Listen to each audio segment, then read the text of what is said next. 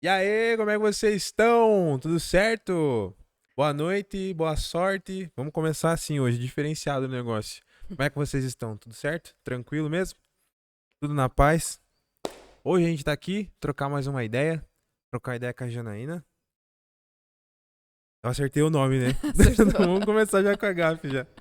É, pessoal, antes de a gente começar aqui o papo, não esqueçam, curte, compartilha, manda pra galera lá. O sininho tá no canto aqui.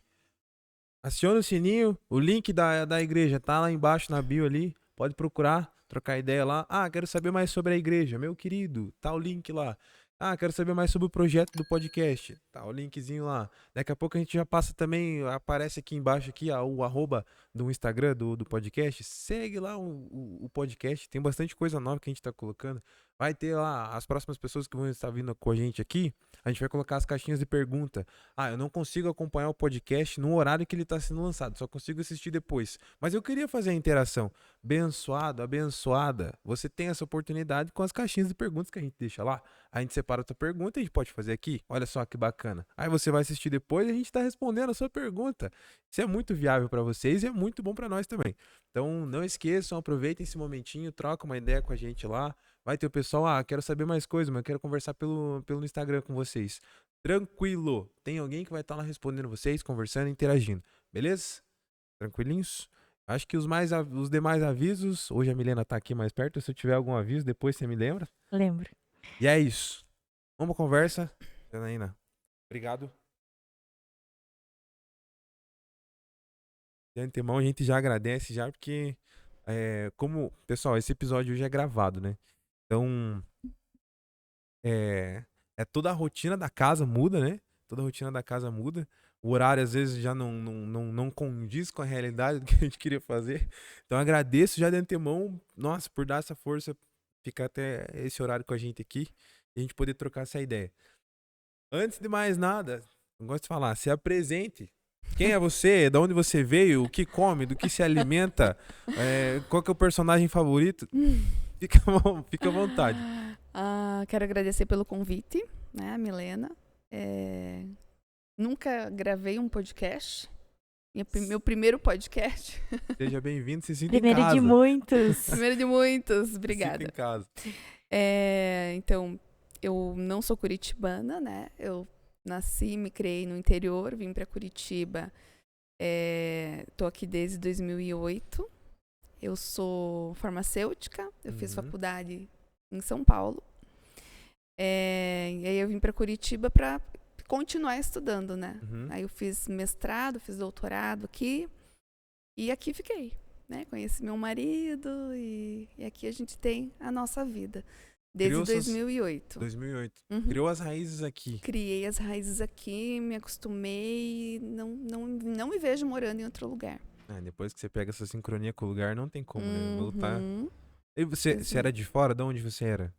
Não era de Curitiba. Eu nasci em Realeza. Realeza? No interior do Paraná. Fica próximo a Cascavel ali. Uhum. Né? Sudoeste do Paraná. Pezinho vermelho igual eu. Aí você, por conta do estudo, você veio pra cá? Sim, eu fiz um processo seletivo pra prova de mestrado na Federal, né? Uhum. E passei e vim. Lá eu trabalhava como farmacêutica, né? Você já trabalhava lá como Trabalhava farmacêutica, numa né? farmácia, Eu já trabalhei no Mato Grosso. Meu irmão é farmacêutico também. E ele trabalha com um laboratório de análises clínicas, né? No Mato Grosso. Eu fui pra lá, eu morei 2 anos e meio no Mato Grosso, depois de formada. Lá eu trabalhei em laboratório de análises clínicas, em farmácia hospitalar. Aí depois eu trabalhei em farmácia de dispensação. E aí eu vim pra Curitiba, fiz mestrado e doutorado. E ainda trabalhei aqui na farmácia de manipulação e de dispensação também. Vocês falam que algumas pessoas comentam assim, que a gente não traz pessoas de alto calibre aqui, ó. Temos uma doutora hoje na mesa aqui, ó. Temos uma doutora hoje. Então, ó, aproveitem, hein? Então, a gente só tá deixando o papo aqui, aproveitem. Eu mandaria pros meus contatos, eu sempre mando, na verdade, né? Aproveita, manda lá. Não fique marcando toca. E, Janaína, como que foi esse processo esse processo de transição, assim, até chegar no mestrado aqui, muitas indas e vindas dentro do processo, assim, não sei se eu vou dar conta, eu acho que eu tô saindo fora, viu algum outro ramo que chamou atenção ou não? Tipo, sempre foi, não, farmácia é o meu objetivo de vida, assim. Eu sempre, antes mesmo de entrar pro ensino médio, né, naquela época, eu já pensava em seguir alguma coisa na área da saúde. Uhum. Então, o meu irmão fez farmácia e eu fui na dele, assim. Acho que eu vou fazer farmácia também, que é uma coisa que eu gosto, que me atrai. Mas ser professora, naquela época, eu não tinha em mente. Uhum. Os meus pais foram professores, né? Hoje são aposentados. Então, minha mãe era professora de português, meu pai era professor de matemática. E minha mãe sempre me incentivou a fazer mestrado, fazer doutorado, para ser professora. Ela sempre falava, né, que eu me comunicava bem e que é uma profissão muito boa para quem é mulher. Ela sempre falava isso porque tem família e aí tem os horários mais flexíveis, né? Então tem tempo ali para o filho, para a filha. Enfim, ela sempre me incentivou. E eu, assim, ainda ficava em cima do muro, não sabia se era isso mesmo que eu queria. E eu trabalhava lá na farmácia e quando eu chegava em casa, das 9 a 1 da manhã, eu estudava para a prova de mestrado. Eu já tinha a ementa, né, do que ia cair na prova, e eu estudava. E aí, quando eu vim fazer a prova aqui e saiu o resultado, eu passei. Mas, assim, quando eu vim para Curitiba, que eu vim para fazer o mestrado, eu vim sozinha, eu morava sozinha, mas era uma realidade muito diferente do que é uma graduação, por exemplo. Então, ali naquele mestrado em farmacologia, naquele departamento de farmacologia da Federal, era muito artigo científico em inglês, era montar apresentações em PowerPoint para apresentar os seminários para os outros colegas, para os professores. Então, tinha muito isso de fazer apresentação, muita apresentação, porque estava preparando para a profissão de docente. E, então, assim, foi muito difícil para mim no início, porque foi muito diferente do que eu estava acostumada com a graduação. Não é lá assistir a aula, estudar em casa. Não. Eles davam um artigo científico, passavam um artigo científico em inglês, a gente tinha que entender tudo aquilo, entender técnica, experimento em animais. Então era muito diferente. Eu sofri bastante no início, até eu me adaptar e entender aquela dinâmica ali, sabe? Do mestrado. Quando eu cheguei no doutorado, como eu já estava bem habituada, né, com aquela rotina, com a cidade, como eu vim sozinha, já foi mais fácil do que quando eu entrei no mestrado. Que aí eu já tinha me adaptado bem e só continuei, né? Já estava com a situação sob controle ali já, né? Só continuei. Não, é interessante, massa. E aí o maridão chegou um pouco depois? Ou tava nesse período ainda? Não, daí eu conheci o maridão, eu tava no doutorado. Tava no doutorado já. Já, Nos conhecemos e estamos até hoje. Amém. A gente tava conversando antes, vocês tiveram 2 filhos, né? Um casal. Temos 2 filhos, um casal. A menina de 4 anos e o menino de 6. Um rapazinho que gosta do pãozinho do padre, né? Do padre. Os dois, né? Gostam do pãozinho do padre. Tá certo. É que a gente... o pessoal, quem acompanha há mais tempo sabe, né? Que a gente troca uma ideia aqui antes pra poder acertar algumas coisas, alguns detalhes, né? Áudio, vídeo... E aqui é tudo feito com muita qualidade, galera. Vocês acham que não? Aqui o negócio tá ficando fino, a parada aqui. Então... começar fazendo uma rodadinha de perguntas. Eu gosto de fazer a pergunta enquanto vai contando a história, assim, ó. Eu gosto muito disso. Eu sou fissurado em ouvir a história das pessoas, assim. Às vezes dentro do trabalho... É um bom ouvinte. Eu sou um bom ouvinte. Eu acho que meu irmão diz uma coisa pra mim, assim, cara, pra você ter uma conversa precisa de 2 coisas, de 2 pessoas. Uma pra falar e uma pra ouvir. Eu falei, irmão, eu sempre você que vai ouvir. Gosto demais de ouvir uma história. Né? Como que foi pra você, depois que você tava ali, se formou, mestrado, doutorado, como que foi pra você falar, agora eu quero ser professora dessa matéria? De farmacologia. Como foi pra você a sua primeira aula? Como que foi a sua primeira aula? Como que... Quando eu terminei o doutorado foi em 2014. E eu ainda não tinha onde dar aula, porque é naquela, terminei o doutorado e agora? Né? E aí, naquela época, o meu marido tinha sido transferido, ele trabalha na Copel, e ele tinha sido transferido para Ponta Grossa. Também quando eu terminei o doutorado, a gente casou e a gente foi morar em Ponta Grossa por alguns meses. Então, eu não tinha direito, eu mandei currículo para as faculdades, né, para as universidades, mas eu ainda não estava dentro desse ramo de docência. Então, eu fui para a farmácia de dispensação. Eu trabalhei um tempo em farmácia de dispensação, a gente acabou voltando para cá, eu trabalhei em farmácia de manipulação, e aí que eu já tinha mandado o currículo para a FAPAR, e aí a coordenadora entrou em contato comigo e não me ofereceu uma aula de farmacologia, porque a gente não começa onde a gente domina, a gente começa com o que tem. Então, a primeira aula que eu dei foi de economia e gestão farmacêutica. Foi assim... Aquela matéria mais longe possível do que... Sim, mais longe possível do que eu imaginei, né? E do que eu sabia ali. Mas, então, eu sempre falo até para os meus alunos. Quando a gente não tem facilidade para alguma coisa, quando a gente não sabe de algum assunto, a gente não pode se comparar com quem sabe. A gente precisa estudar o dobro. Então, eu tenho dificuldade em algum assunto, eu tenho dificuldade em alguma disciplina, eu vou me preparar o dobro. Eu preciso estudar mais para eu chegar ao nível de quem tem mais facilidade. E foi o que eu fiz.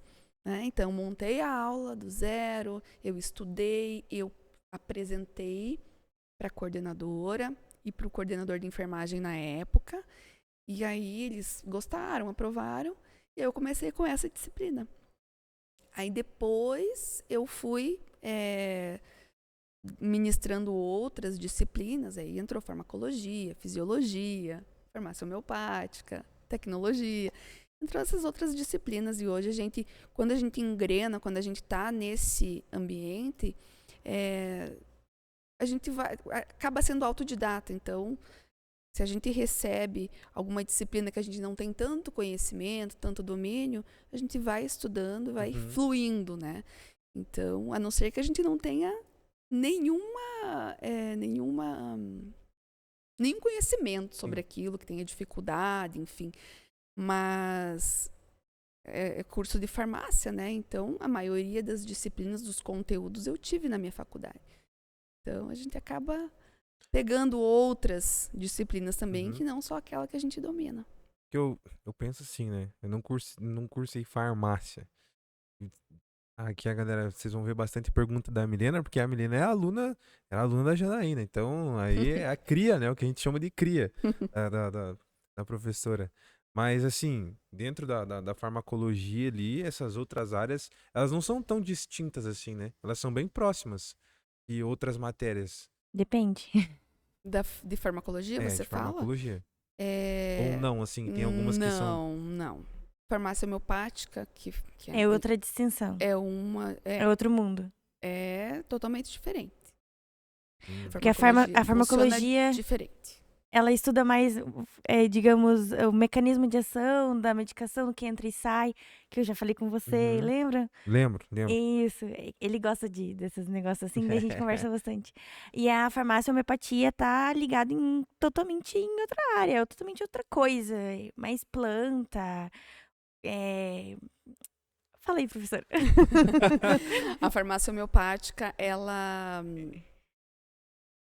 a gente fala, né, que um dos pilares da homeopatia é cura pelo semelhante. Então, quando a gente utiliza o termo doses homeopáticas, que são doses muito pequenininhas, diluídas, muito diluídas, aquele princípio ativo que o que vai fazer, vai tratar, digamos assim, a doença, o princípio ativo, ele vai provocar como se provocasse a doença, os mesmos sintomas da doença. Então, é cura pelo semelhante.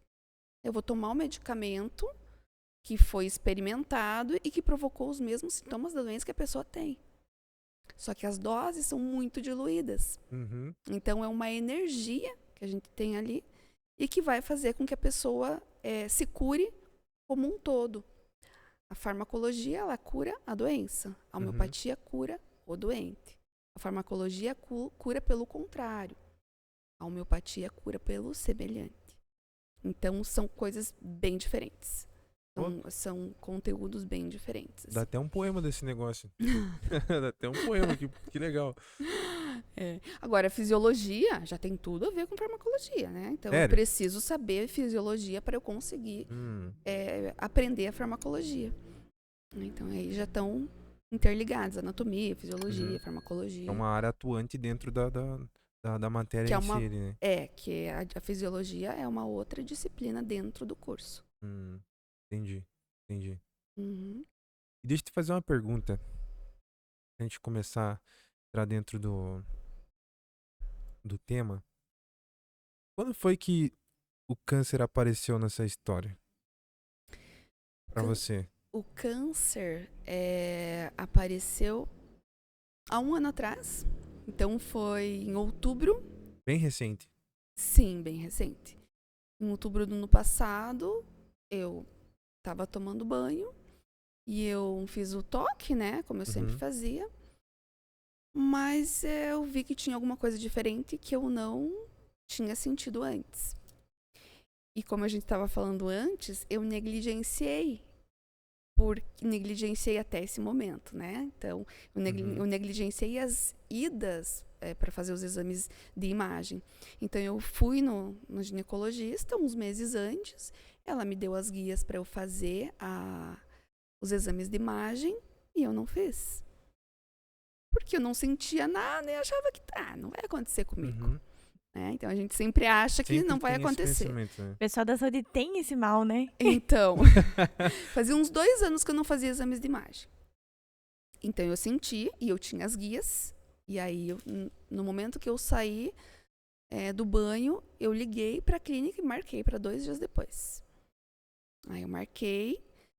E quando eu fiz, era numa sexta-feira. Quando eu fiz o ultrassom e a mamografia, o médico que fez falou, segunda-feira você já tem o resultado. Eu falei, não, mas a recepcionista falou que eu teria o resultado na quarta-feira. Ele, não, eu vou colocar como urgente. Aí o coração já disparou, já. Aí eu já falei, não, tem alguma coisa errada. Por quê? Por que eu não vou receber só na quarta-feira? Como ela tinha dito. E aí, na segunda-feira, eu paguei lá o motoboy para levar para me entregar em casa os exames. E quando eu recebi, eu abri, não entendi nada. Aí veio um termo lá, BIRADS 4B, que era o resultado do meu exame. Não sabia nada, joguei no Google, claro. 4B. Aí lá no Google, eu vi que eu tinha 60% de chances de ter um câncer. Nossa, que jeito. A partir daquele resultado ali. 60% é muita coisa. É muita coisa. Mas eu ainda tinha uma esperança dos 40%. E aí, ali eu fiquei bem desesperada. Eu mandei mensagem, eu entrei em contato com uma ex-colega da FAPAR, uma professora que também tinha tido câncer de mama. E aí ela super conversou comigo, assim, foi muito importante naquele momento. E aí eu só segui com os exames. Aí eu procurei, eu não tinha, assim, uma mastologista ainda, precisava de uma mastologista. Eu entrei em contato com uma outra amiga que me indicou uma mastologista, eu levei o resultado para ela e foi a pior pessoa que eu deveria ter entrado em contato nesse momento. Por quê? Porque ela foi muito fria. Então eu tava ali com uns 40% de chances de não ter. Eu precisava de um apoio emocional nesse momento. A gente nunca está preparado para um diagnóstico desse. E quando eu cheguei no consultório, ela foi super fria, ela me examinou. Ela examinou para ver se eu tinha gânglios ali, se eu tinha alguma alteração. E ela falou, olha, se der positivo, que eu acho que é capaz de dar, você já vai ter que começar a quimioterapia. Eu nem estava pensando em quimioterapia nesse momento, naquele momento. Então, eu tinha recém recebido um resultado que eu não sabia nem do que se tratava direito. Ela... Totalmente fria. Totalmente fria. Então, eu fui até o consultório dela, eu precisava de um apoio emocional naquele momento. Inclusive, eu acho que é uma coisa que a gente tem que falar sobre. Muitos profissionais que estão nessa área de oncologia, eles não estão preparados para lidar com pacientes oncológicos, psicologicamente falando. Eles não estão preparados. Fui nela, depois eu fui num outro mastologista e depois eu encontrei o meu oncologista mesmo, aí eu fiquei mais tranquila. E a experiência com esse outro mastologista foi ruim também ou... Foi mais ou menos, porque... Enfim, até eu receber o resultado, porque depois que eu recebi esse primeiro resultado, eu tive que fazer outros exames, né? Então, eu fiz ressonância. Na ressonância, eu recebi o resultado de que eu deveria fazer a biópsia. Aí, eu fiz a biópsia, aí que veio o resultado do carcinoma, que é o câncer de mama. E aí, depois, quando eu recebi o resultado, que eu estava com carcinoma, que eu procurei, então, um oncologista mesmo. Que aí, eu tinha que ter um oncologista. E aí, eu fui nesse oncologista, eu falei, não, mas daqui eu não saio mais. Até o final do tratamento. Achei a gente, porque você agarrar agora. É ele. E aí, ele falou, olha, você precisa de um mastologista, enfim, né? E aí eu fui para um outro mastologista e ele falou, olha, eu preciso que o teu oncologista seja da minha equipe. Então, eu não quero que ou você opta por mim e um oncologista da minha equipe, ou você vai para o teu outro oncologista. Eu falei, então eu vou para o meu outro oncologista, que é ele que vai ser. E aí foi. Daí eu cheguei no consultório, já tinha mandado mensagem, eu mandei mensagem para ele desesperada. Eu recebi o diagnóstico numa sexta-feira. Eu não sabia para onde ir, para onde correr, o que eu fazia. Era um mundo novo. Totalmente. Tive medo de ir para um oncologista, de consultar um oncologista que me deixasse com medo, que não me desse segurança, que não me desse um suporte emocional. E até que uma amiga, que foi um anjo na minha vida naquele momento, tinha uma outra pessoa que era amiga dela, conhecida dela, que se informou sobre um oncologista, que na hora me mandou o contato.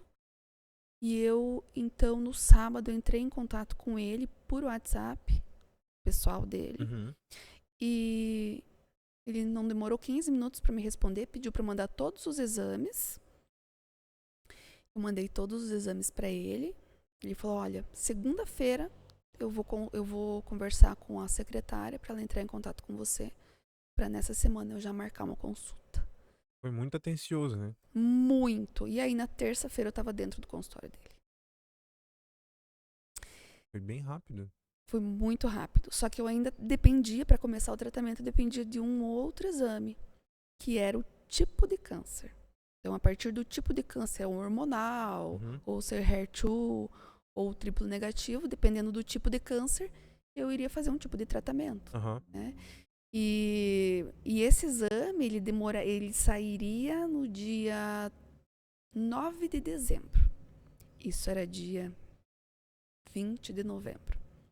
Ele ligou no laboratório, falou com a responsável, e o exame saiu dia 24 de novembro. Você antecipou muita coisa. 15 dias antes. Então, ele, assim, foi essencial ali. Naquele momento e até hoje, né? Foi espetacular.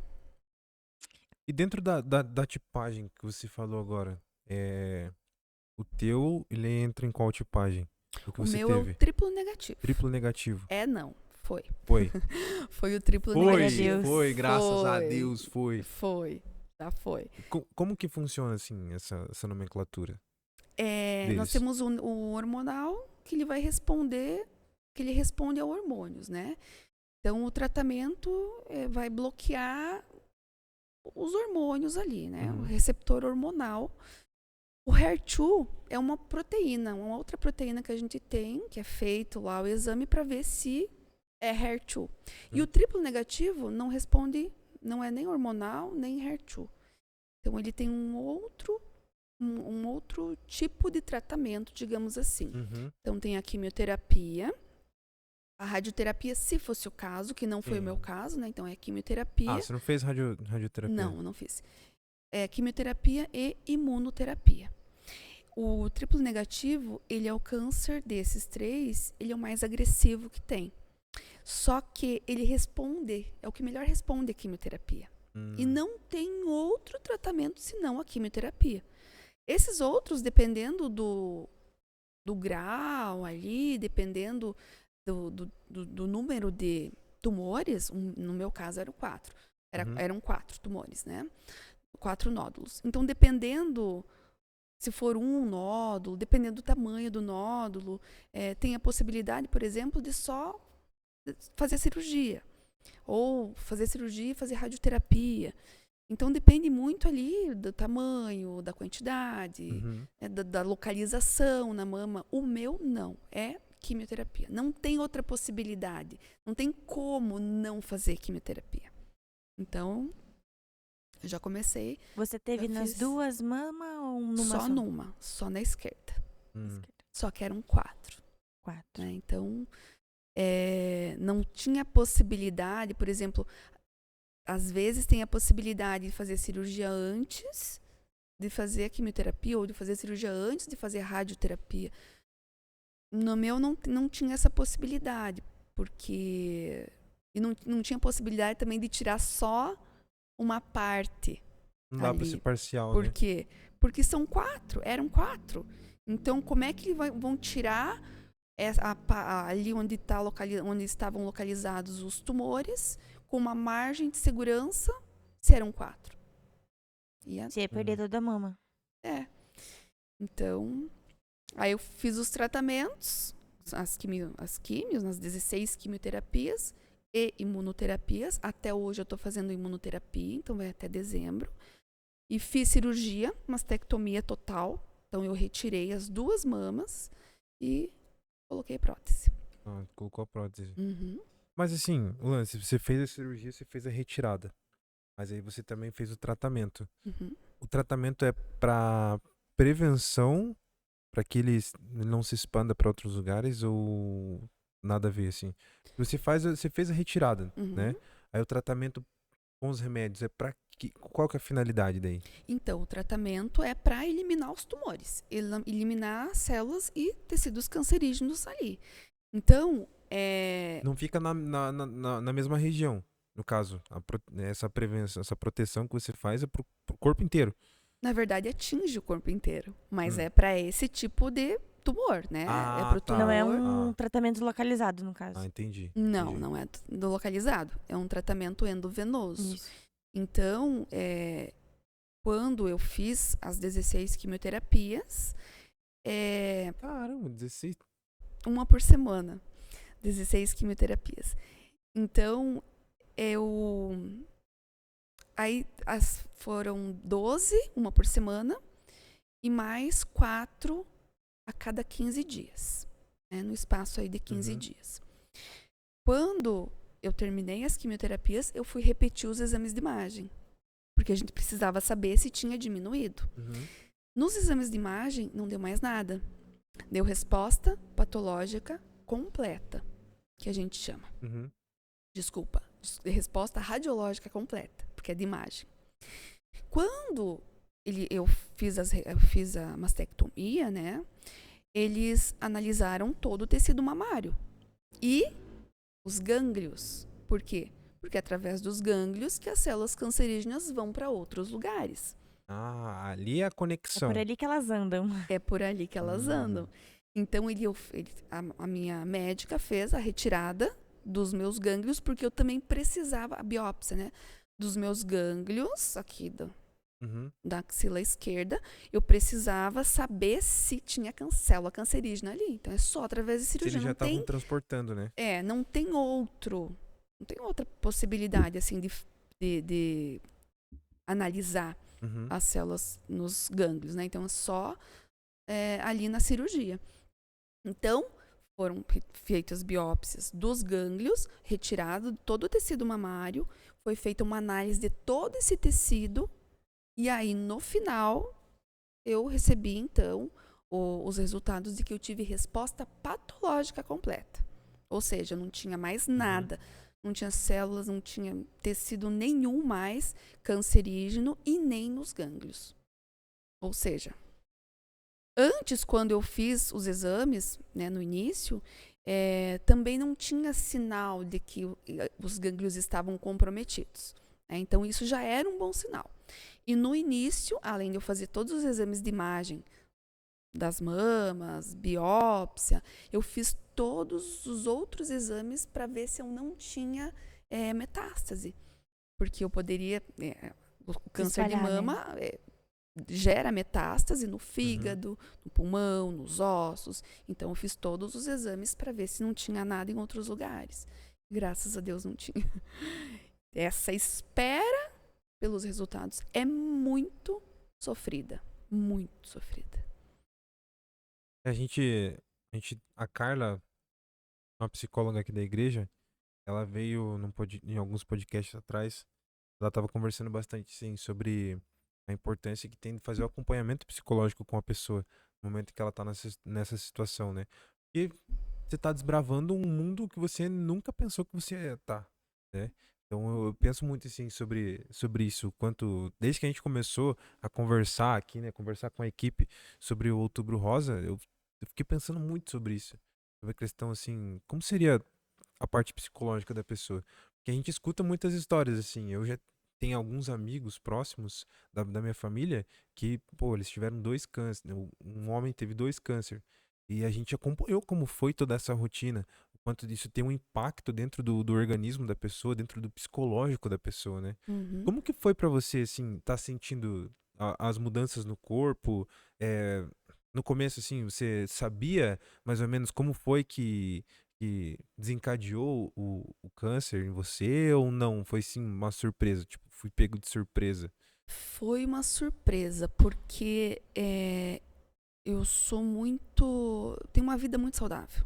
Então, minha alimentação é muito boa, eu tomo muita água, eu faço exercício físico regularmente, não tomo refrigerante, enfim, várias.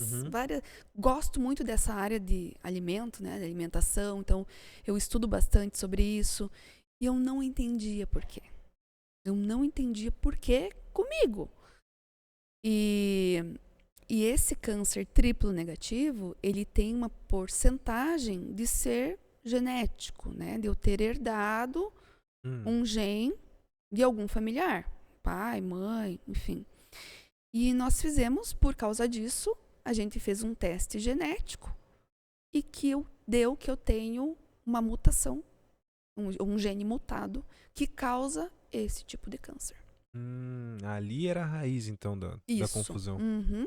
Mas do restante da família, mais Não, ninguém? Ninguém. Minha família não é uma família que, nem do lado do meu pai, nem do lado da minha mãe, de câncer. Ninguém nunca teve câncer de mama. Aliás, uma tia teve, só que foi hormonal, então foi outro tipo. Ela nem fez quimioterapia nem nada. Então, na minha mãe, ninguém. Nem mama, nem ovário, e nem próstata. Da família do meu pai também ninguém. E é uma família grande. São 2 famílias grandes com bastante primos, primas. Ninguém nunca teve. E esse gene, ele é capaz de causar câncer de mama, câncer de ovário e câncer de próstata. Então, pra vocês na família foi uma surpresa, assim. Todo mundo foi pego desprevenido. Foi uma surpresa. Por outro lado, foi uma resposta pra mim.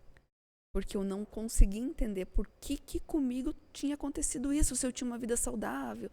Eu sou assim, vou comer um pão. Mas esse pão é cheio de conservante. Imagina, a gente pega um pão no mercado, leva pra casa. Daqui 15 dias o pão tá igual? Começa a ficar neurótico, né? Tá na mesma textura. Quanto de conservante que não tem ali? Então, o pão que a gente consome é o pão que é feito no dia, né? Uma casa de pães lá perto da nossa casa, eu compro pão todo dia. Então, eu sempre fui com isso muito cuidadosa. A minha família, meus pais também são muito cuidadosos, sabe? Então, eu não conseguia entender por quê isso. Se o meu estilo de vida é um estilo de vida saudável. Então, esse resultado aí da genética foi uma surpresa, mas, por outro lado, foi uma resposta. Você falou que como é que é o nome? É triplo? Triplo negativo. É genético. Pode ser que um dos seus filhos acabam tendo também? Pode. Então, eu tenho que cuidar da minha filha, da Luana, por ser mulher. E eu tenho que cuidar do meu filho por causa da próstata. E eu vou fazer a ovarectomia, que é a retirada dos ovários. Porque existe 50% de probabilidade, aproximadamente, de ter os ovários também. Ah, sério? Por causa desse gene. Que é o mesmo gene da Angelina Jolie. É que ela teve que fazer. Que ela fez esse teste há alguns anos atrás. Há bastante, né? Faz um tempo já. E ela fez a mastectomia. Prevenindo, porque é uma porcentagem muito alta quem tem esse gene. Na saúde é muito alta. 50% nos ovários, na mama é mais de 80%. Nossa. Então, consequentemente, quem tem na mama possivelmente vai desenvolver no útero. A mulher... Nos ovários. Nos ovários. Isso. Então, eu tenho câncer de mama, vou fazer o tratamento, vou fazer a mastectomia. Eu posso vir há 5, 6 anos ali pra frente, ou até mais, né? Mais tempo, que a gente não pode estipular um tempo físico, fixo. Fixa, né? É isso. Que eu posso desenvolver no ovário também. Se você tiver o gene BRCA1 mutado, uma modificação genética nesse gene específico, pode. Sim, entendi. Pode. E como foi pra você, por exemplo, você falou que chegou no primeiro médico, ele não te deu suporte emocional e tudo mais. Depois você falou que nos outros médicos você conseguiu, foi por isso que você se manteve fixa com o médico, que não tinha como trocar o médico, né? Que ele foi muito maravilhoso. E a equipe, como foi o tratamento da equipe médica? Tipo, por exemplo, enfermeiras, aonde você fez o tratamento? Maravilhosas. Um tratamento acolhedor. Pode dizer aonde você fez? Sim, fiz no Sionc. Existe uma equipe de enfermagem maravilhosa, inclusive 2 ex-alunas minhas de enfermagem. Quando eu cheguei lá, encontrei, fiquei muito feliz. Sabia que estava em boas mãos. Sabia que estava em boas mãos. E a equipe é muito acolhedora. É um ambiente que é propício, sabe? Elas tratam tão bem, elas são tão positivas, elas são tão acolhedoras, que isso faz toda a diferença. Na clínica, começa ali pela guarita de entrada do estacionamento. Então, quando a gente chegou para entrar ali no estacionamento, a pessoa, o recepcionista ali no estacionamento, ele já é acolhedor. Então, é a clínica inteira. Eles são preparados para aquilo ali. São preparados para aquilo ali. Então, é o que nos recebe quando a gente chega no estacionamento, são as secretárias, é a equipe de enfermagem, é a equipe médica, é a clínica toda assim, não é aquele médico específico. Isso é muito bom. Eu acho que deveria ser implantado isso em todos os tipos de hospitais, porque a gente sabe que às vezes as enfermeiras acabam ficando frias pelo tipo de serviço que ela tem, pelo âmbito de pessoas que saem, que entram, que acabam falecendo no plantão e tudo mais. Então eles criam um certo um muro casca, ali de né? defesa, né? Uma casca. Emocional, né?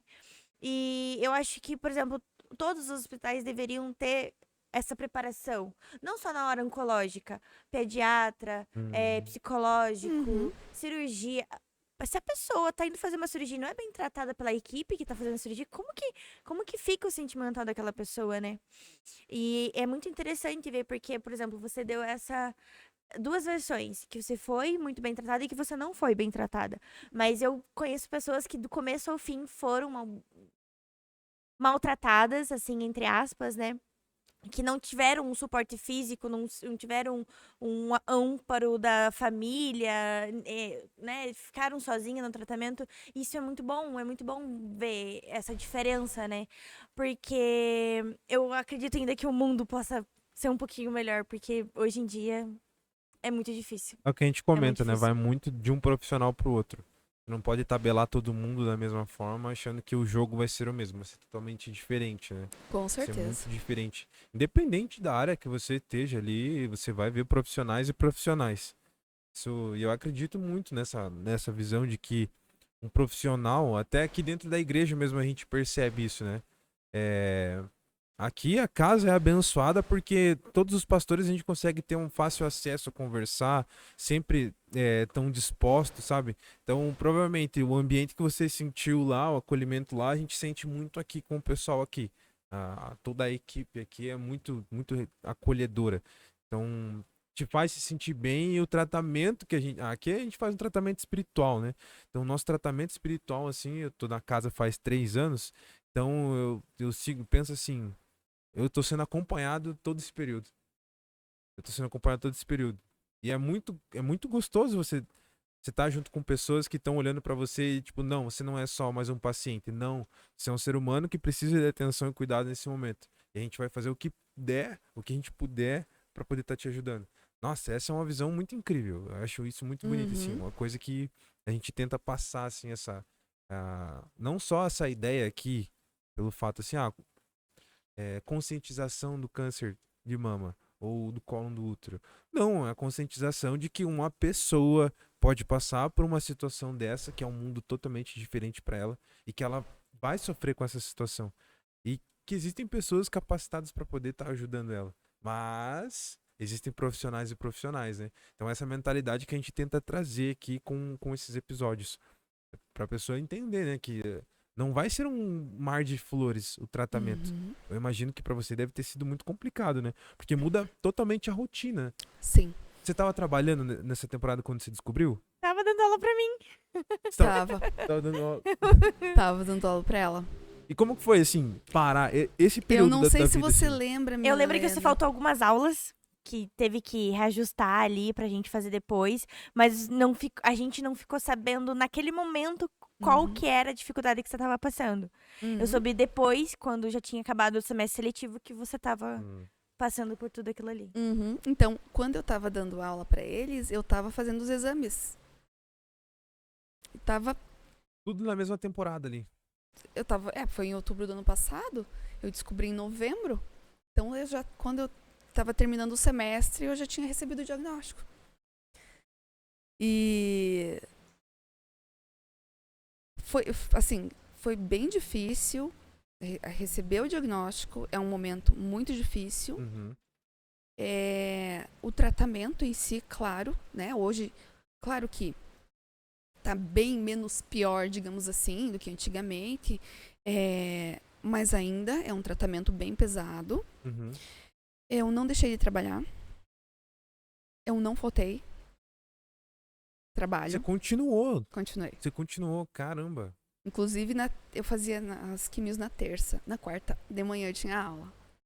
Então, eu continuei trabalhando, continuei fazendo atividade física, continuei festando, continuei saindo de casa. A minha vida não mudou. Mas é que assim, eu vejo muito pelas outras pessoas que eu já conversei, a quimioterapia é uma carga pesada de tratamento, né? Vocês que fazem o tratamento, fica ali desgastado, tem problema pra comer e tudo mais, né? A queda de cabelo, não só cabelo, mas o restante dos pelos, né? Como foi lidar com tudo isso? Tipo, a perca de cabelo pra nós, mulheres, é, né, um baque muito forte. Como foi pra você lidar com isso? Então, quando eu soube do diagnóstico, a primeira coisa que veio à minha cabeça, que eu ia ficar careca. E só que hoje em dia existe uma touca que eles fazem no momento da aplicação dos medicamentos. Ali, quando a gente vai fazer, né, a aplicação, tem uma touca que ela fica bem gelada, que eles colocam na cabeça. Porque aí faz vasoconstrição, constrição dos vasos sanguíneos da cabeça, né, do couro cabeludo ali. Chega menos medicamento e aí a queda é menor. Então, eu fiz durante várias sessões. Então, eu consegui manter o meu cabelo por vários meses ali. Só que as quimioterapias do final ali do tratamento foram as que a gente chama de vermelha, por causa da cor do medicamento mesmo, que são mais fortes. E aí, meu cabelo começou a cair muito, eu tive uma queda muito grande. Quando eu via todo aquele chumaços de cabelo caindo durante o banho, ou quando eu estava dormindo, ficava no travesseiro, na minha roupa, na roupa das crianças, eu comecei a ficar muito deprimida, assim, muito triste e por ver todo aquele cabelo caindo. Então, naquele momento, eu decidi que eu ia cortar o cabelo inteiro, raspar o cabelo. E foi muito melhor do que eu ficar presenciando toda aquela queda bem agressiva que eu estava tendo ali. Para mim, assim, foi um período pequeno de tempo, um curto período de tempo que eu passei sem o cabelo. Né? Então, eu não passei desde o início do tratamento. Eu passei de dezembro a abril com o cabelo. E aí, em abril, que eu estava fazendo as vermelhas já, que eu decidi, então, raspar o cabelo. Em abril, eu fiz mais 2, eu acho. E aí, já começou a crescer de volta. E as crianças, como que reagiram vendo você carequinha? Então, desde o início do tratamento, eles sempre souberam de tudo. Então, eu mostrei que eu tinha um nódulo, que eu tinha um machucado dentro da mama. Eles colocaram a mãozinha, eles sabiam. Eu falei, ó, a mamãe vai precisar... De uma maneira bem consciente pra eles, né? Sim, a mamãe vai precisar fazer um tratamento pra tirar isso aqui. E a mamãe vai ficar careca. Eles riram. Eles riram, né? Foi uma forma lúdica também que eu achei de contar pra eles. E daí eu não fiquei careca. Né? Eles sabiam que toda terça-feira eu ia fazer o tratamento, que eu ficava cansada, que às vezes eu ficava enjoada, não conseguia comer. Então eles presenciaram tudo isso e levaram de maneira natural, assim, porque eu sempre fui muito aberta. Quando eu fiquei careca, aí eu fiquei careca, cheguei na escola para pegar a Luana e o Felipe, os meus filhos. E eu falei, a mamãe tá careca. Daí a Luana ficou meio assim e o Felipe deu risada. E aí os amiguinhos também começaram a ficar muito curiosos, né? Com a minha carequice. E aí eu andava com... como é que é o nome? Bandana? Não é bandana? É bandana? Tem bandana, boné, tem boina. lenço. Lenço, bandana... E aí, às vezes, as crianças, os amiguinhos deles pediam pra eu tirar, que eles queriam ver. Aí eu tirava, uma boa, tira. Mas por que você tá careca? Ah, porque a tia fez um tratamento lá e caiu tudo o cabelo. Ah, deixa eu passar a mão. Pode passar a mão. Aí passaram a mão. Nossa, mas que estranho passar a mão. Ai, deixa eu passar a mão de novo. Pode passar a mão de novo. Então, assim, perguntavam e eu sempre levei de forma bem natural, assim, bem tranquilo em relação a isso, sabe? Você não teve aquela rejeição forçada sobre a doença, né? Não. Você tratou de uma maneira bem consciente. Isso, bem consciente. E, assim, que me deu suporte? Primeiro, o médico. Minha família. Meus pais, meu marido. Meu marido me acompanhou em todas as sessões de quimioterapia. Todas. Ele estava junto comigo. Então, minha família, o médico. Seus pais vieram pra cá nesse momento? Não. Meus pais vieram. Quando eu descobri na sexta, no sábado eles vieram pra cá. Mas eles não continuaram com você aqui até o Não, tratamento? eles vinham de vez em quando. Hum. Eu fiquei bem assessorada aqui, né? Ah. Então foi bem tranquilo e a gente se fala com frequência, assim, nós e os meus pais. Então isso foi fundamental para eu conseguir fazer o tratamento e ter o sucesso no tratamento e psicológico também. Porque eu recebi o diagnóstico e eu cheguei no consultório desse médico, aí ele começou a me falar assim, tomar cuidado com as palavras. Ele falou, me lembro que ele falou assim, você sabe, né, então que você tem um câncer, assim, de forma bem cuidadosa. Eu falei, sim, eu sei que eu tenho câncer de mama, que eu tenho 4 nódulos do lado esquerdo e eu quero saber se eu vou me curar. Eu quero saber a porcentagem de cura. Uhum. Mas você sabe que você vai ter que fazer um tratamento bem pesado, né, agora. Porque você vai fazer quimioterapia, você sabe que os efeitos colaterais não são fáceis. Eu falei, eu não quero saber o percurso. Eu quero saber lá na frente. Eu quero saber se eu vou me curar. Não interessa o que eu tenha que passar. E aí ele falou, olha, pelo cenário aqui, tamanho do tumor, que daí tá associado ali ao tempo, né? Que Ele eu tava foi abrindo com o o jogo tumor. aos poucos, né? Não, ele me deu uma aula ali de oncologia. Nos deu, né? Porque meu marido tava Você junto. tava junto. Tudo. Ele desenhou. Explicou tudo. Olha, eu não percebo que você tem comprometimento ganglionar, então isso é um ponto positivo. Enfim, foi falando tal. Falei, olha, pelo cenário que eu tenho aqui, eu acredito que não tenha metástase, mas eu não posso falar que você não tem. A gente precisa fazer os exames. Mas pela minha experiência e tal, eu acredito que não tenha. O cenário que eu tô vendo aqui é de 90% de cura. Então é isso que me importa. É isso. Vou fazer o tratamento? Vou fazer o tratamento. Mas eu, estando curada, pra mim não importa. Era o meta.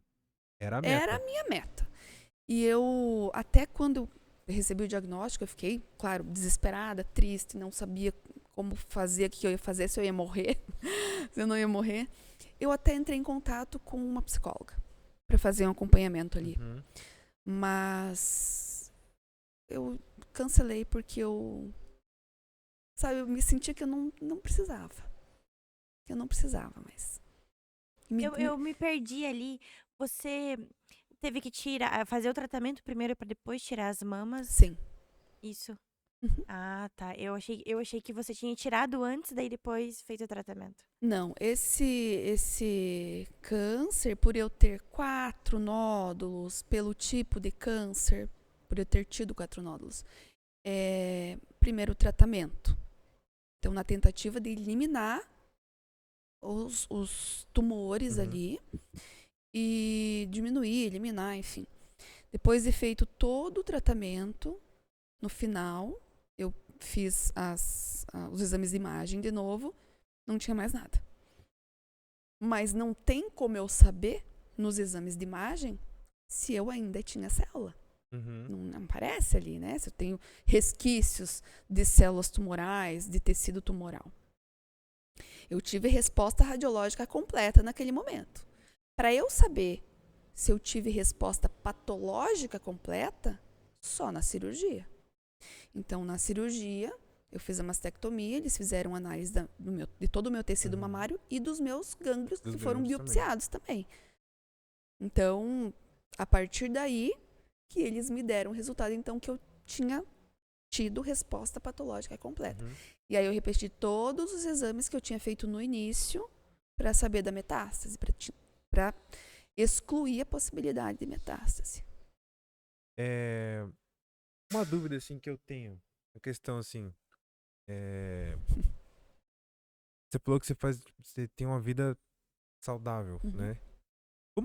Como que foi pra você assim o peso do medicamento no organismo? Você sentiu muita diferença assim? Me senti muito cansada. Cansada. Mas você percebeu mais alguma coisa fora a queda de cabelo? o cansaço? Teve mais algumas outras coisas que você percebeu, assim, tipo, ó, isso aqui, tal exercício eu não consigo fazer, eu tô sentindo que não tá dando certo. Sim, Alimentação também, tipo, ó, tal coisa não tá descendo legal. Teve que diminuir o pique, né? Com certeza. sim, totalmente. Então, por exemplo, eu faço academia. Uhum. Eu não conseguia fazer com os mesmos pesos que eu fazia antes e que eu tô fazendo agora novamente. Uhum. Então, isso eu cansava muito rápido, muito fácil, assim, muito mais rápido. Eu fazia na terça-feira, eu ficava cansada na terça, ficava sonolenta. Uhum. Na quinta e sexta eu tinha enjoo. Então, muitos dias eu não conseguia comer. Porque eu Emagreceu muito? ficava bem enjoada. Não, porque daí nos outros dias eu conseguia comer. Nem ganhei, nem perdi peso, assim, foi fiquei bem normal, sabe? E aí a quimioterapia ela tem um efeito cumulativo. Então, no final, a última quimioterapia me judiou. Muito. Eu fiquei, acho que umas 2 semanas, assim.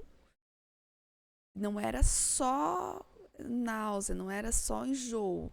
Eu não conseguia comer. Se eu comesse, eu vomitava. Caramba. Sim.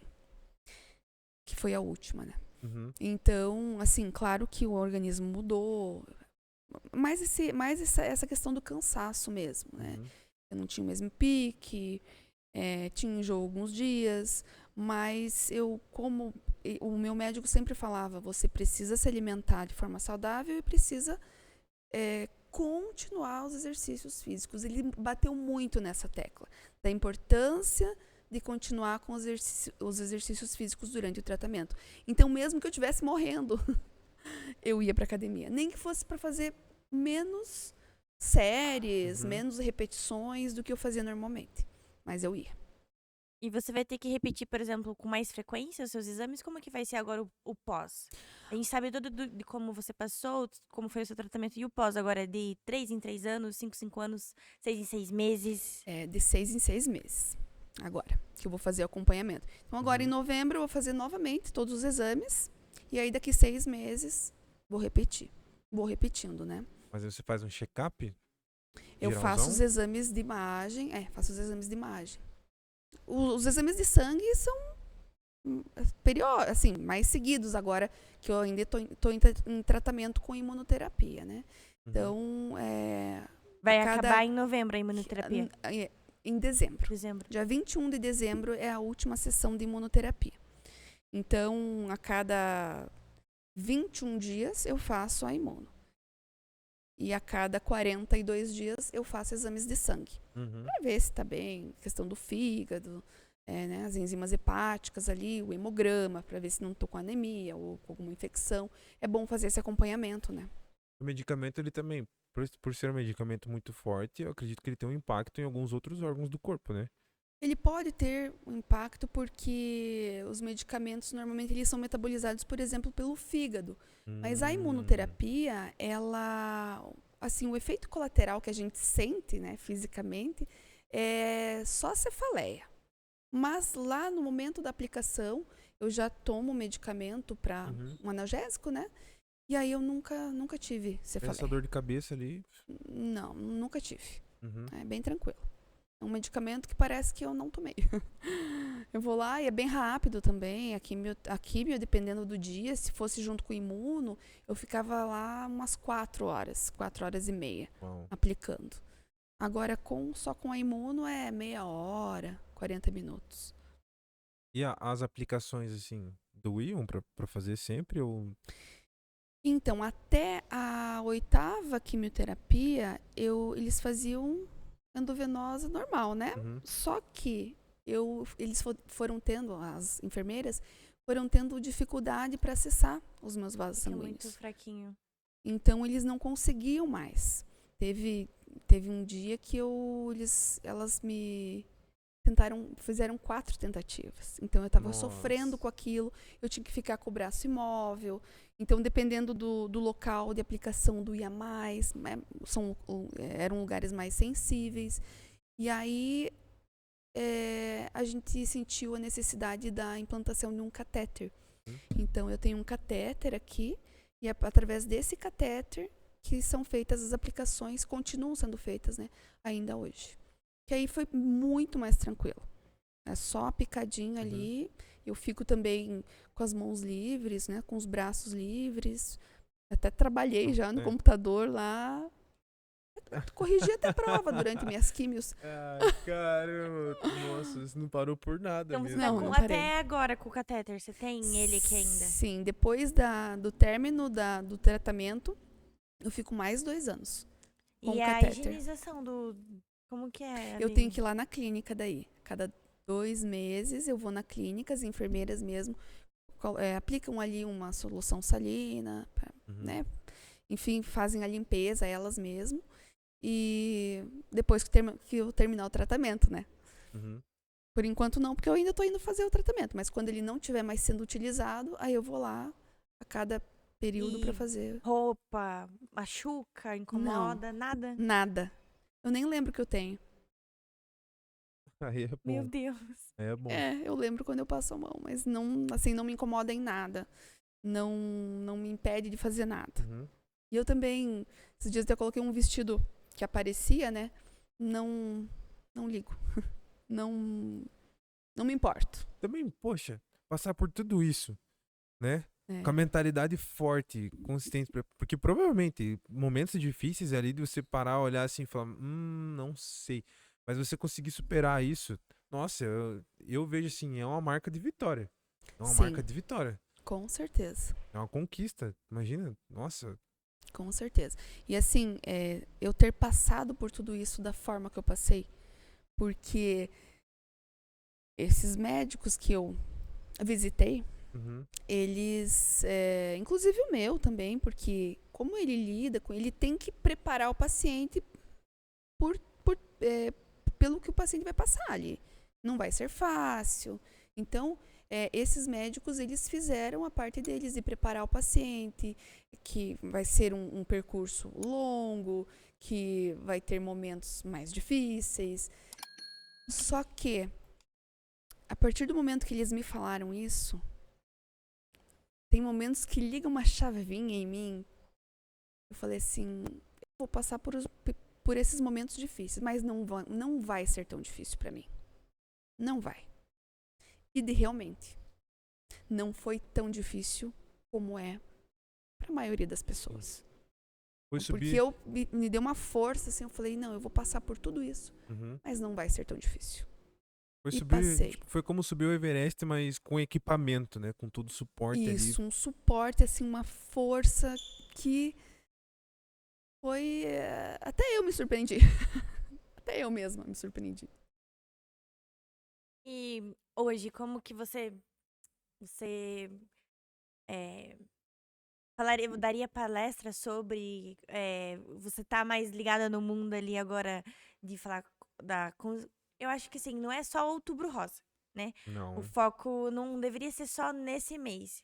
O Outubro Rosa a gente destacou... Conscientização geral. Isso, mas você pensa em, por exemplo... dar palestras, não só sobre a sua história, mas conscientizar outras pessoas a se cuidar, outras mulheres a se cuidar. Com certeza.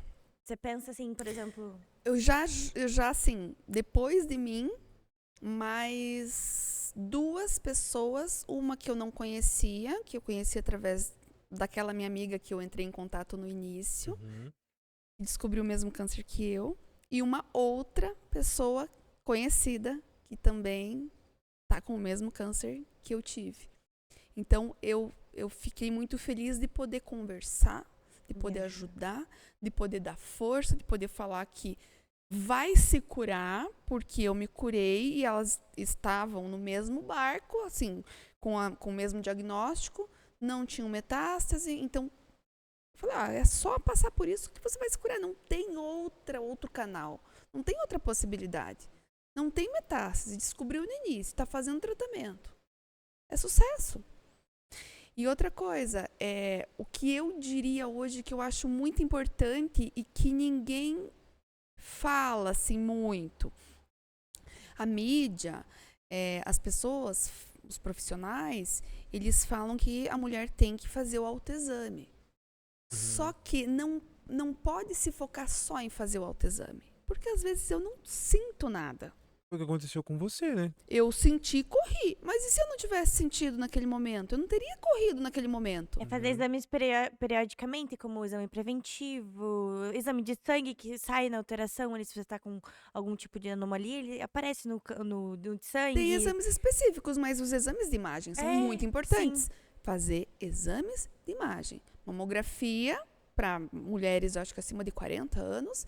E ultrassom. Que o ultrassom vai pegar alteração, se tiver alguma alteração. Não é só o toque. Não é só o toque. E eu enfatizo muito isso. O toque é por exemplo, é um A gente terço se do resto Não, dos o toque exames, é muito né? importante, porque se você sentir alguma alteração, você vai correr. Mas os exames periódicos de imagem são tão importantes quanto. Porque eles conseguem pegar num nível onde já não tem tanto desenvolvimento, né? É. Eles Você já não acha que o seu desenvolvem câncer você conseguiu achar ele, descobrir ele no início? No início. Foi bem no início, por exemplo, você falou que demorou muito pouco para você conseguir passar ali por todos os estágios e tratamento e tal. Então a gente assimila que o seu câncer foi de início mesmo. Se ele tivesse um pouquinho mais avançado, teria sido um pouquinho pior. É, porque ele tinha uma característica muito agressiva. Uhum. O triplo negativo, ele tem uma característica muito agressiva. E então, pelo tamanho, porque eu tinha o maior nódulo, era 2 centímetros. Então, ele era pequeno, né? Então, a gente estava no início, pela característica de estar ali localizado, de ser um maior nódulo, de ser pequeno, né? Então, foi no início, sim. Mas a sorte é que eu consegui senti-lo. Senão, eu não teria ido naquele momento pro médico. Teria ido, mas teria demorado um pouco mais. Uma outra pergunta que eu tenho. Você falou que você fez a biópsia, né? Uhum. Como que foi? Como foi a biópsia? É normal, assim, como a gente sabe que tem pra fazer as outras ou não? Nesse caso específico, ela é diferente? Como que A funciona? biópsia é quando a gente retira um pedacinho de tecido para fazer análise. Mas é indolor? Ou não? Você sente? Eu recebi uma anestesia local. Local. Local, aham. Então eu fui lá, uma médica que faz a biópsia, especialista nisso, né? Ela fez, acho que 10... É como se fosse o barulhinho de um tirinho, assim. Então ela fez uma anestesia local e através de uma agulha, ela... É muito rápido, né? Então a agulha entra e sai bem rapidinho, assim. Ela vai vendo através da tela onde que estavam, né, os nódulos, para ser um tiro certeiro, Sim, digamos assim. Uhum. Então, Mas- não doeu, porque eu recebi anestesia. E ela, assim, ela é muito apta a isso. Ela é bem... Sabe o que faz? ela sabe muito bem o que faz. Então, foi super tranquilo nas mãos dela. E a rotina hoje voltou ao normal. Voltou normal. Continua, né? Eu continuo o tratamento, só não tenho os efeitos colaterais da quimioterapia. Uhum. Né? Então, totalmente normal. Continuo. E o cabelo voltou a crescer bem rápido, né? Sim, agora tá numa fase que não tô conseguindo arrumar direito. Mas a gente passa um gel, passa uma pomada. Uma adaptação. Tá enrolando. Às vezes eu acordo e falo, meu Deus, será que essa pessoa sou eu? Mas tá bom, o cabelo tá crescendo. Isso que importa. Bom que tá dando certo, né? Mostra muito, né? Muito medidor, né? Nossa, que bacana. E agora, planos para o futuro? Planos para o futuro. Fazer exames periódicos a cada 6 meses. Conseguir ajudar outras, assim, depois que eu passei por isso, né? Conseguir ajudar outras mulheres porque a fase da descoberta é muito difícil, é muito desesperadora. Então, eu já tô contente que eu já tô feliz que eu consegui ajudar 2 mulheres com o mesmo câncer que eu, que estavam desesperadas. Então isso já, assim, já me deixou muito feliz e eu pretendo continuar auxiliando outras mulheres, ajudando outras mulheres, pretendo continuar conscientizando, né, as mulheres a fazer o autoexame, a fazer os exames de imagem e continuar com o meu trabalho, com a minha família, levando uma vida normal. E o bom disso agora é a história que fica, né? Essa história que eu não tinha, como eu falei, né? A gente tinha alguns conhecidos de amigos da família, assim. Mas a história deles foram totalmente diferentes da sua. Então, nossa, aqui eu acho que fica muito nítido, né, Mi? Tem uma guerreira sentada na nossa frente, né? Pra passar por tudo isso, assim, e tá com a cabeça em pé agora. Então, eu sempre penso assim que Deus não faz as coisas em vão, né? Sim. Graças a Deus você teve todo um suporte, uma ajuda. A tua mentalidade estava forte naquele momento para passar por essa situação. Agora, graças a Deus, tá se findando o tratamento, né? Se findando o tratamento. E poder olhar para trás assim e ver que tem outras pessoas que estão começando a abrir esse mato fechado no peito. E você poder olhar assim e falar, calma. Não, o desespero vem, mas seja um pouco mais consciente. Aqui, ó, tem solução para fazer isso, sabe? Então, porque existem pessoas e pessoas também, a gente sabe disso. Então, às vezes, a mulher descobre ali, mas não tem uma base, não tem um apoio. O desespero vai vir. Sim. Então, parte do processo do tratamento dela vai ser mais conturbado, né? Então, ter alguém para poder observar, ter como um exemplo, assim, a gente sempre pega muito isso aqui dentro da igreja, dentro da família mesmo, assim. As pessoas sempre falam assim, cara, se policia o que você tá fazendo porque você é exemplo. Então, eu acredito que pra você agora é a mesma coisa, né? Não que você tenha esse dever de fazer, mas por você ter estado nessa situação, você saber o que a outra pessoa tá passando, isso gira uma chave na cabeça da gente, né? Você vira, pra algumas pessoas que estão entrando nesse começo assim, é uma luz no fim do túnel, uma referência, sempre é uma luz no fim do túnel, né? Então, muito bom poder ter gravado esse podcast hoje com você aqui, poder estar trocando essa ideia. Hoje vai ser a gente vai fechar num horário um pouco mais curto o podcast, geralmente são 2 horas que a gente grava, mas por conta do horário, pessoal, vocês têm que entender, uma mulher que em momento nenhum vocês viram que ela parou de fazer as coisas. Então, a família já tá aqui, já junto com a gente aqui já, tem mais outras coisas para fazer daqui para frente, né? Projetos, curtir com a família, né?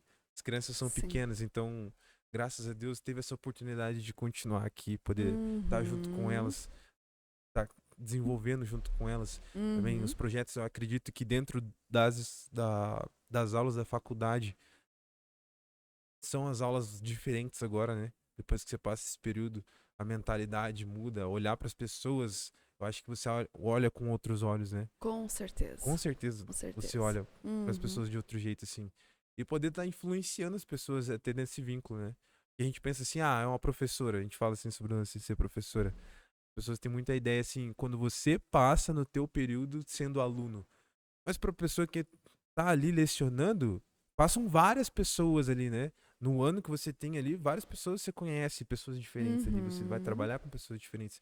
Você poder impactar a vida dessas pessoas. Então, por isso que eu digo assim, Deus sabe o que faz. Porque muitas pessoas ainda vão passar pela sua vida, né? Com certeza. Com certeza, muitas pessoas. Se continuar lecionando ainda, muitas pessoas vão passar pela sua vida. Então, a probabilidade de conhecer mais pessoas que tenham o câncer, assim, do mesmo tipo que você teve, é muito grande.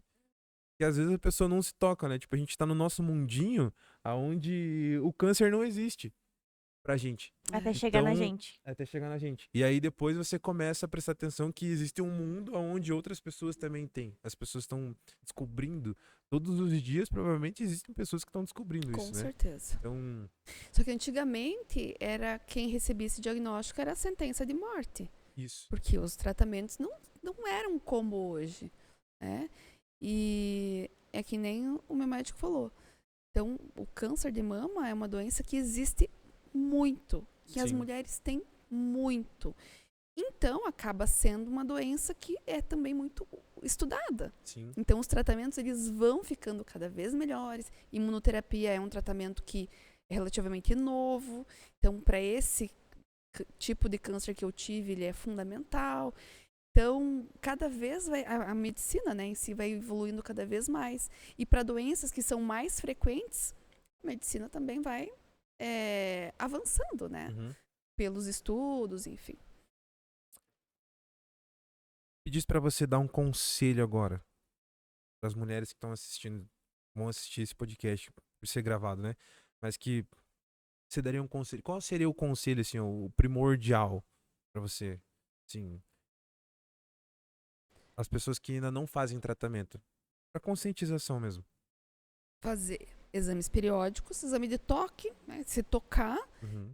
fazer os exames de imagem periodicamente, ter lá o seu profissional, o seu ginecologista, né, a sua mastologista, e para as pessoas que tiveram um diagnóstico recente, que estão prestes a começar o tratamento, que tomem como exemplo essa minha história, porque é desesperador no início, mas é uma doença que tem cura, que muitas mulheres já foram curadas, já passaram pelo tratamento, já foram curadas, e para serem fortes, né, para tentarem pelo menos serem fortes durante o tratamento, terem fé, não pararem com as suas atividades diárias, porque a gente não pode ficar em casa pensando na doença.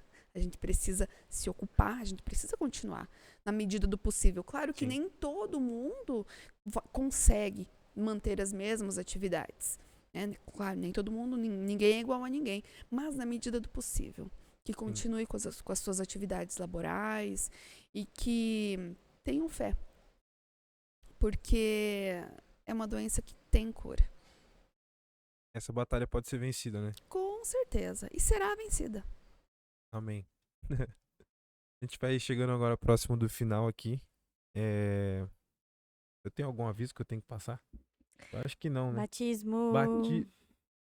Como tá sendo gravado, a gente vai lançar. Não. Corta. A galera, quando vocês assistiram, a galera já se batizou, tá? A galera amanhã já se batizou. tem batismo. Graças eu vou a ser batizada Deus. amanhã. Aqui? Aqui. Vai ser aqui. Então, a gente... Corta, Daniel. Não, essa vai passar direto, ó, Dan. Tamo junto, irmão. Batismo. É só. O professor... Encontro com Deus, provavelmente março ou abril. Logo mais a gente vai trazer mais informações sobre. Ah, mas tá falando muito cedo. Porque lançaram 45 vagas e a galera, tipo, engoliu as vagas. Então a gente tá avisando com antecedência pra você já se preparar, já. Encontro com garantir Deus é a um sua retiro. vaga. Isso, a gente é um faz- retiro. São 3 dias que a gente A sai professora tava tipo, com o o que pessoal. é encontro com Deus? A gente sai com o pessoal durante 3 dias ali no final de semana. Aham. E lá eu não posso falar mais nada sobre lá, sabe? Entendi. É só indo pra descobrir. Só indo pra descobrir. É fantástico. Mas é aqui? Não, a gente sai pra uma chácara. Ah. Se retira pra uma chácara, fica 3 dias longe da telas. da área de telas, tudo ali. E ali, nossa, ali começa um trabalho muito gostoso. Por isso que a gente chama de encontro com Deus. Uma proximidade muito absurda com ele. Aham. Eu já fiz o meu encontro com Deus, né? Já passei. E aí eu vou pra trabalhar. Se eu puder, eu não perco nenhum, assim, que eu sei o impacto que tem na minha vida, assim, e na vida de pessoas que são próximas, né? Então, o trabalho é fantástico também, muita conscientização, muita coisa boa, sabe? Que Então, legal. por isso que a gente traz e já tá avisando com antecedência. Ah, eu não sei, tô meio assim de querer ir, eu já não fui no próximo. Meu querido, pense o seguinte, se você não for, nada vai mudar na sua vida, entende? A decisão é sua. A decisão é sua. Se você quer mudar ou se você quer continuar. A roda vai continuar girando. Beleza? Receba. Então, eu deixo um espacinho sempre. Janaína, se você quiser fazer uns agradecimentos ao pessoal, provavelmente bastante dos conhecidos vão estar assistindo esse podcast, né? Eu vou passar o link depois. Uhum. Se quiser fazer um agradecimento à família, amigos, os profissionais que atenderam, a galera que deu suporte, fique à vontade. Esse é o teu momento de agradecer o pessoal ali, a gente reserva e eu sempre vou fazer esse espaço aqui, tá? Uhum. Fique à vontade. Primeiro, eu agradeço vocês pelo convite, né? Adorei. E sempre, desde o início do meu tratamento, eu sempre falei que eu queria compartilhar a minha história, compartilhar tudo o que eu passei, como que foi com as pessoas. Quando a Milena perguntou se eu tinha alguma restrição de perguntas, eu falei, eu não tenho nada, porque eu não tenho nada. Eu sou super Livre aberto. aberta, não tenho o que esconder, não tenho vergonha, nada. Então, isso também eu acho que ajuda, Uhum, tende a ajudar com outras certeza. mulheres, né? Mas em relação ao tratamento, né? Claro que eu vou agradecer primeiro as minhas amigas que estiveram comigo desde o início e que uma delas foi a que me indicou esse médico maravilhoso. Agradecer ao Dr. Pablo Zanata, que é o meu oncologista querido. E assim, é um vínculo que a gente cria Uhum. porque a gente está sempre ali, né? A gente vê com muita frequência, a gente entra em contato com muita frequência, então a gente cria um certo vínculo. Agradecer ele por ter me acompanhado, por ter me dado esse suporte inicial que foi tão importante para o sucesso do meu tratamento. Agradecer à minha família, ao meu marido, Leandro, aos meus filhos, Luana e Felipe, aos meus pais, né, que moram longe, estão longe, aos meus alunos, porque, como eu falei, eu não deixei de fazer nada, então eles sempre... E assim, desde o início eu já compartilhava com eles que eu estava fazendo tratamento, eles não sabiam, né, alguns não sabiam, porque eu não estava, porque eu estava com cabelo, então eles não sabiam e eu fui compartilhando com eles e tal, então eu agradeço a eles também, porque eles também foram junto comigo em toda essa caminhada, né? E a todos os meus amigos, aos meus familiares, ao meu irmão e as pessoas que continuaram me acompanhando, me dando apoio, uma mensagem no WhatsApp de vez em quando perguntando como é que eu estava. Então eu recebi muito apoio. E todo esse apoio foi muito importante para que hoje eu chegasse aqui e falasse: eu não tenho mais a doença. Glória a Amém. Deus. Amém. Amém. Pessoal, a gente tá chegando aos nossos finalmente aqui. Cara, essa história eu não sei como foi pra você, mas foi fantástica. Eu falei aqui, eu adoro ouvir uma história. E essa, com certeza, é uma que eu vou gravar na mente. Assim, e levar pra muitos lugares, assim. A gente sempre faz uma ressalva aqui. Podcast, a gente é um projeto inicial, né? A gente tá iniciando faz pouco tempo. Mas tá tendo uma qualidade muito boa. As pessoas que estão vindo aqui, a conversa é muito gostosa. Eu falei pra você no comecinho, antes que a gente tava fazendo. Depois chega uma hora que parece que você não quer parar de conversar. Esse diálogo é muito gostoso. Eu gosto demais disso. Que a Milena também é suspeita a falar, né, Milena? Nossa. Mas, pessoal, tudo aqui tem um custo. Eu já comentei isso em outros episódios ali. Eu não vou pedir valor pra você. Não vou pedir valor. Aqui a gente não tá aqui pra isso. Aqui o papo é pra conscientizar. Independente do tema que a gente traz na mesa aqui pra poder conversar, o lance é sempre a conscientização. Então, cara, achei massa o projeto. Me interessei em querer dar uma ajuda. Tem um linkzinho aí embaixo. Você vai entrar em contato com o pessoal. Tem o número da Milena ali, tá no... Você vai encontrar em algum cantinho aí. Curta o episódio, compartilha pra galera. Imagina só, eu não conheço nenhuma pessoa que tem câncer. Cara, você nunca sabe quando isso vai acontecer na vida de uma pessoa. Então compartilhe. Se a pessoa já tiver assistido esse podcast aqui, já tiver com essa história da Janaína fresca na cabeça, vai ficar muito mais tranquila de ela passar esse processo, entende?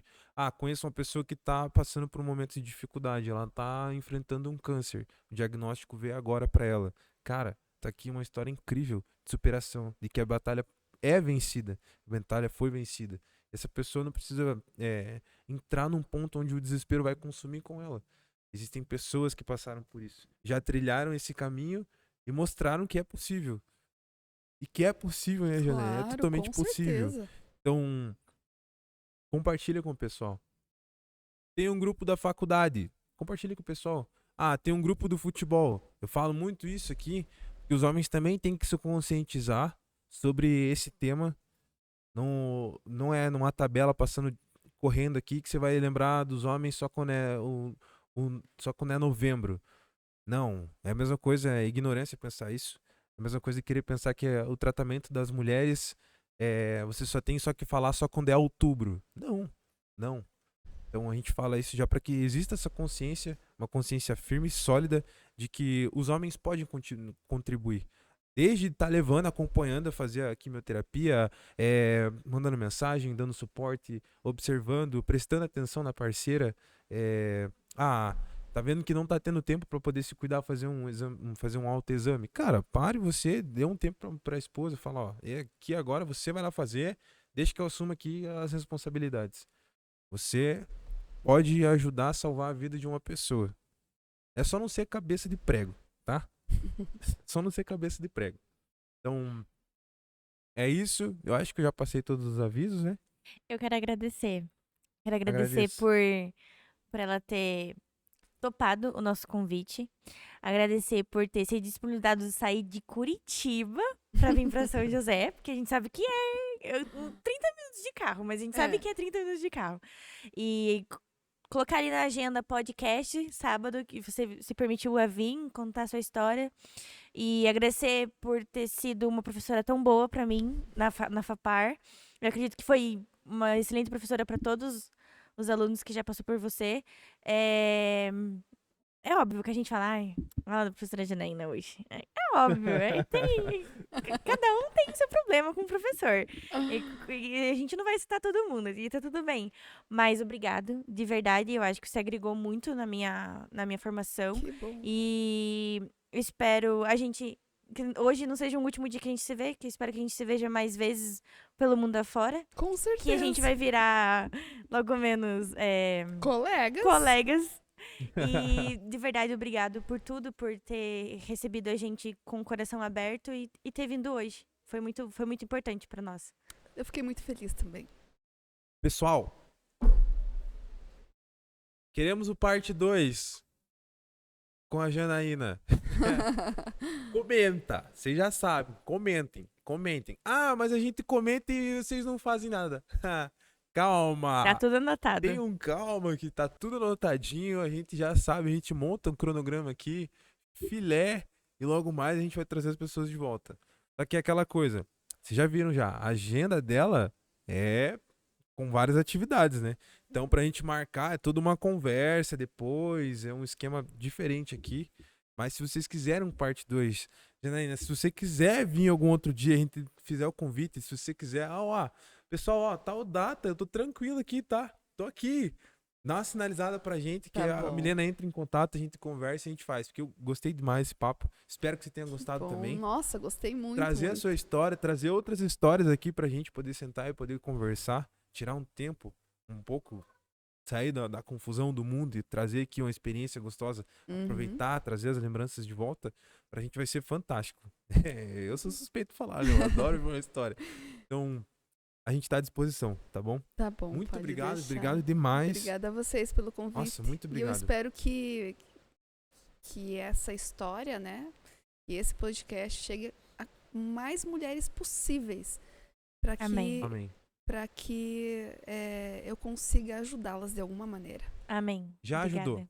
Já ajudou. Tenha certeza. Já ajudou. Existem pessoas que nem sabem, mas vão ser ajudadas com esse vídeo. Que bom. Então, Janaína, muito obrigado. De verdade, obrigado.